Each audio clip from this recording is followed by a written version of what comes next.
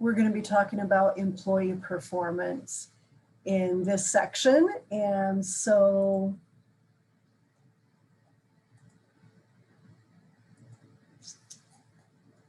let's get started here.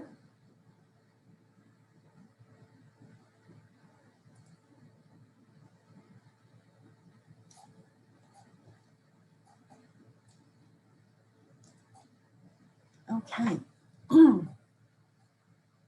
So we're going to be examining the nuts and bolts of human resource management. So how do you analyze jobs, recruit and select employees, and what the company HR policies and practices should produce the employee behaviors and competencies the firm needs to achieve its strategic goals. So the main purpose of this section is to explain how managers formulate human resource strategies for their companies, and will address strategic management process, types of strategies, strategic human resource management, HR metrics and benchmarking, high performance work systems, and employee engagement. So those are the four main areas that I just described that we will be talking about. So let's talk strategy.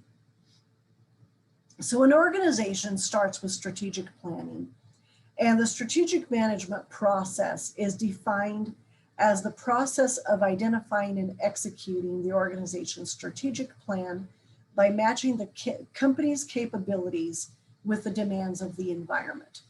So the management planning process, or the basic management planning process, consists of 5 steps.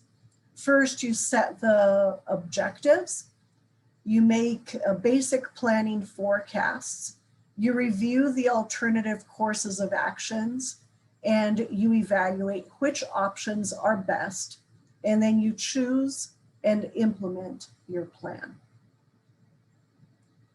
The hierarchy of goals in companies, in a traditional view of goals, the top of the firm, from the top down, the frontline employees, as the chain or hierarchy of goals.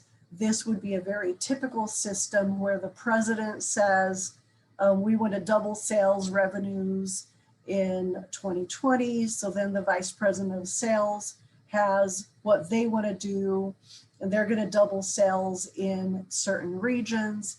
And then the sales managers in those regions say, well, we have to hire, we have to train, we have to triple, you know. And then you have your vice president of production that says, well, we need to add one more new production line at plant.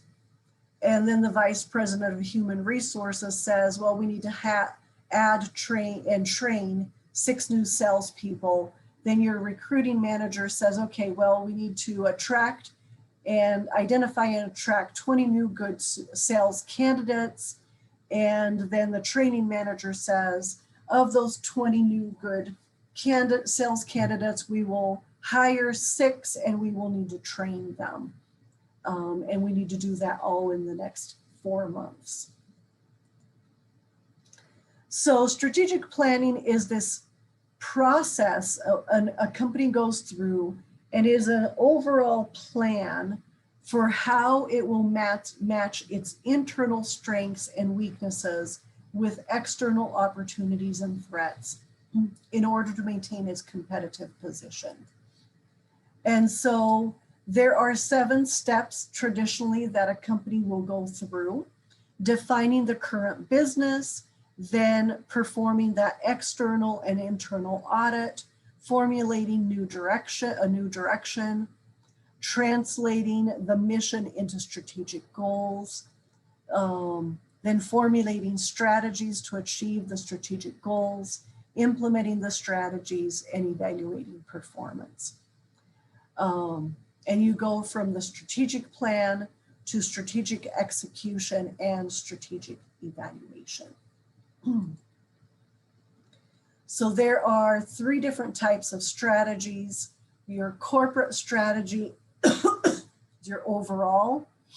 Competitive strategy, you're trying to look at how you will exceed competition. And then your functional strategy is how will each function of the organization excel. So your corporate strategies at the corporate level, you're looking at, are you going to concentrate, diversify? Are you looking at vertical integration, consolidation, geographic expansion, and so on? You're identifying portfolio of businesses that in total comprise the entire business and will raise the overall performance of the company. In the competitive strategy, you're trying to decide long-term, what will be the best competitive position in the marketplace? And then are you going to be like a cost leader, like Walmart, where you are entering with a mass product at a low cost? Are you going to be differentiating yourself with a higher end product? And what will be your focus? The manager's role in strategic planning is to devise the company's overall strategic plan from the top management responsibilities and formulate plans without low-level management input. Can be very dubious if you do not have everyone's correct level of involvement.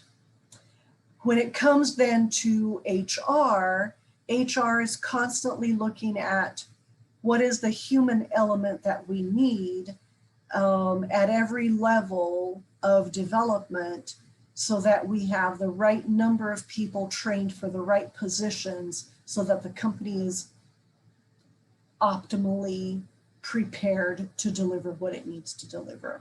We don't want too many people because that's too many salaries. We don't want too few people because that's too much stress on the people who are there at the time.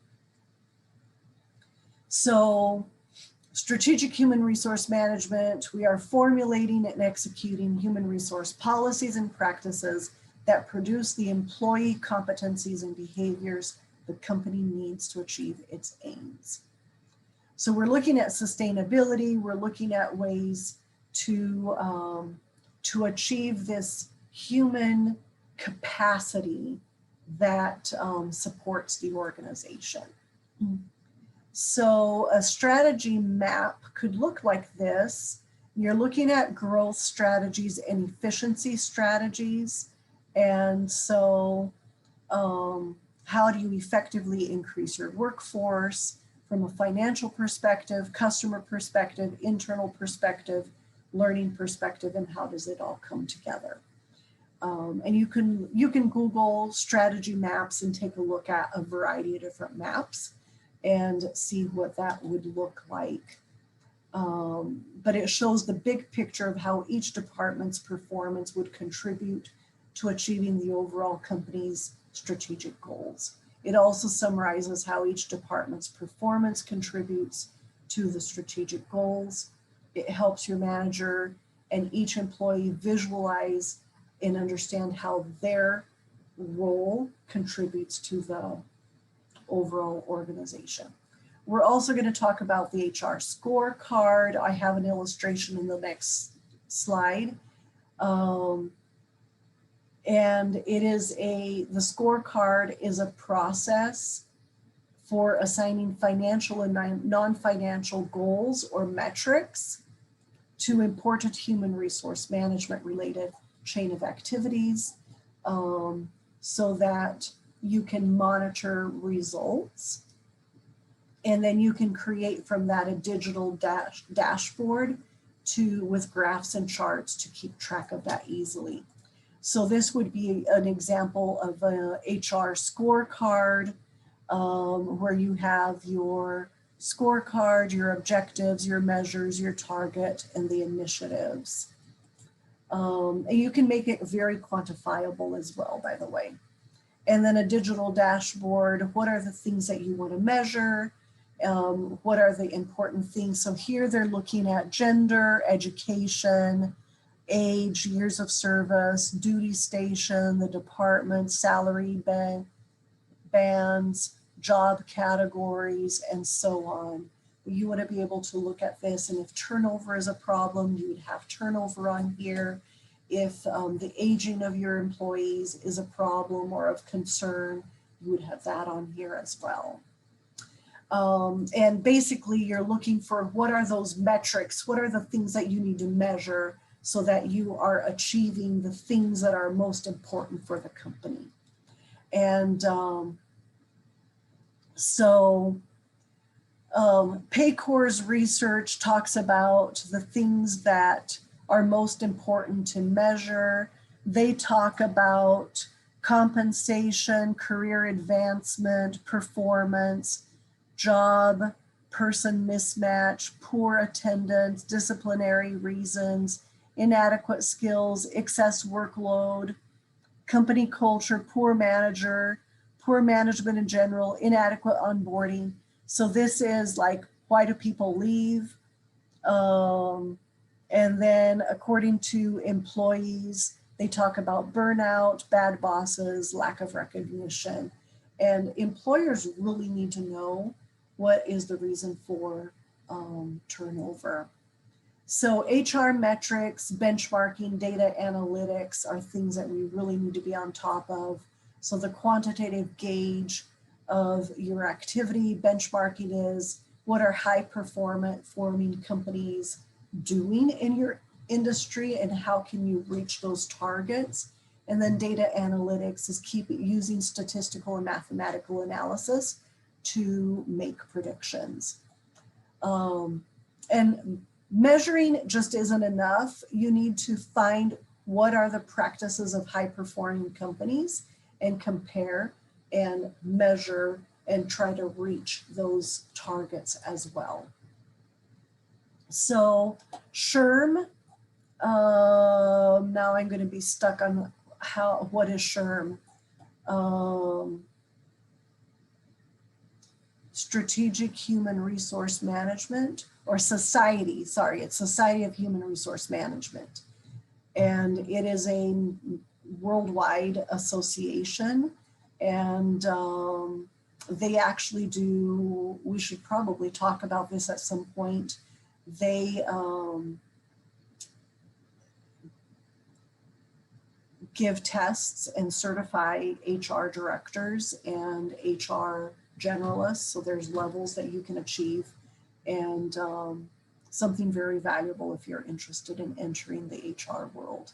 But they've come up with benchmarking reports. So there's organizational data such as revenue per full-time employee, net income before taxes, net income before taxes per full-time employee, positions included within the organization's succession plan. Then there's employment data, such as number of positions filled, time to fill, cost per hire, employee tenure, annual overall turnover rate, annual voluntary turnover, involuntary turnover rates, department data, expectations for revenue and organizational hiring. So there are formulas for all of this, and HR directors need to learn how to calculate all of this. And there's HR expense, compensation, and metrics for more profitable organizations as well. Tuition, educational data, metrics for more profitable organizations again. So strategy-based metrics are focused on measuring the activities that contribute to achieving a company's strategic aims. And let me tell you guys, HR must be measuring constantly, and must be figuring out how to work with managers to lower those numbers and enhance the profitability of the organization while maintaining an engaged and happy workforce. My husband works for an organization, and they send out a survey, an employee satisfaction survey at least once a month, and ask employees a series of questions. So HR audits generally involve a checklist to review the company's human resource functions. They want to know what each department is needing, what each department is expecting. They're wanting to be able to predict, right, what they're going to need in the future, and they're wanting each department to report on that on a regular basis so that they can stay on top of it. And they will come around and interview each department as well. So one of the problems that American employers face is lack of employee engagement and how much it costs an organization when employees are not engaged. So employee engagement refers to being psychologically involved in, connected to, and committed to a job, and feeling connected to your job, okay? So for example, and I'll use myself in this, when I left WAU, I was highly engaged, I knew everybody, I was in a very good position of leadership, I was well liked, and I was happy. I was very engaged and very happy where I was. When I came to Andrews, I didn't know people. My level of responsibility went way down. And to be honest with you guys, I was bored out of my mind. And I got depressed. My first year at Andrews, I went through deep depression, and I really doubted why in the world I had chosen to leave WAU and come to Andrews. And it wasn't until I had the courage to start talking about it with my employer and saying, I need some extra responsibilities. I need some extra things to do. I need to be more involved because I'm kind of going crazy here. I don't have enough to do. That I started feeling that level of engagement and started fulfilling myself and feeling happy again. And it was a transition and feeling like I was underutilized. So employee engagement is extremely, extremely important, and something that employers are constantly struggling with. So this could be, again, another metric, another dashboard to keep an eye out on employee engagement. Like my husband's employer has one of these, and all of those surveys that they're constantly sending out, they're plugging in and trying to figure out department by department, job function, who's happy, who isn't, who's satisfied, who isn't, what do they need to be doing, what would it take for those types of employees in these types of jobs to feel more engaged, and so on. So Gallup found that about 30% of employees were engaged. 30%, 70% were not engaged. This is a problem. 50% were not engaged, 20% were actively disengaged. In fact, I've seen surveys that said 30% of employees sabotage a company if they're not engaged. So this is something that is crucial, crucial, crucial in HR, is to figure out how to keep employees engaged and happy. So what can they do to improve employee engagement? Provide supportive supervision, okay? Keep employees engaged in their own growth. So help them understand how they contribute to their department, see how their efforts contribute to the company's goals. Ensure employees get a sense of accomplishment for the work that they do. Help them be highly involved. And employers should hold managers responsible for employee engagement. So what do you do? How do you encourage them? What do you do to help them grow? Can you do job share? Can you train them for the next position? It is very, very important that you figure out how to keep those employees growing and engaged. So Gallup and Tower Watson offer a comprehensive employee engagement survey service every year. And basically methods how to say, stay, and strive in your company. And they offer employee engagement guides to managers and training for them. So this is something that is very, very worth it for companies to figure out how to spend money in this area. And again, when I was working in corporate training, small to mid-sized companies would hire me to put these types of programs together for them. So one company that hired me, for example, I worked for them for 3 years, and we developed paths, growth paths for every job function. And every employee had an annual budget of what they could spend on professional development.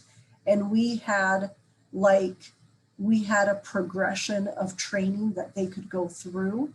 And then we had a menu that they could choose from.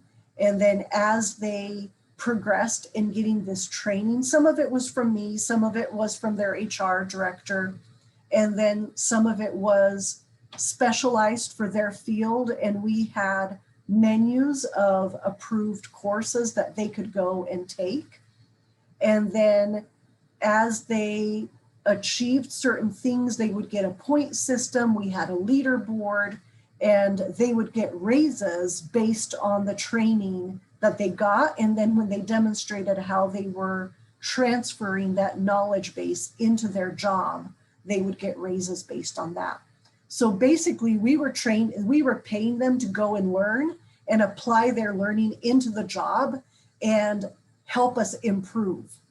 And I was with them for 3 years on a contractual basis, and helping them to create the program and then implement it, and measuring their employee engagement and their employee satisfaction all along through the process. When we started, they had 168 employees, and then they purchased some businesses. And then we went through the corporate culture training to have them assimilate our culture, and then adapt into this training program that we had. And we watched their employee engagement just go through the roof. They, in those 3 years, they tripled in size. They were close to 400 employees when I left. And I mean, seriously, they were spread out across the US. Their home office had less than 20 people in the home office, and then 400 people spread across the US. Their sales staff was about 150 people, and then they had manufacturing plants spread out. And so they wanted that culture to go from place to place. It was a phenomenal experience to walk them through that, and really to create a curriculum. So like my teaching experience from a university, but creating coursework training for businesses. So it's this kind of thing, but for a business environment. So a lot of fun. So anyway, hopefully this gives you some ideas that this could be actually a career for you as well, if this sort of thing speaks to your heart. And so anyway, I'll catch you guys tomorrow.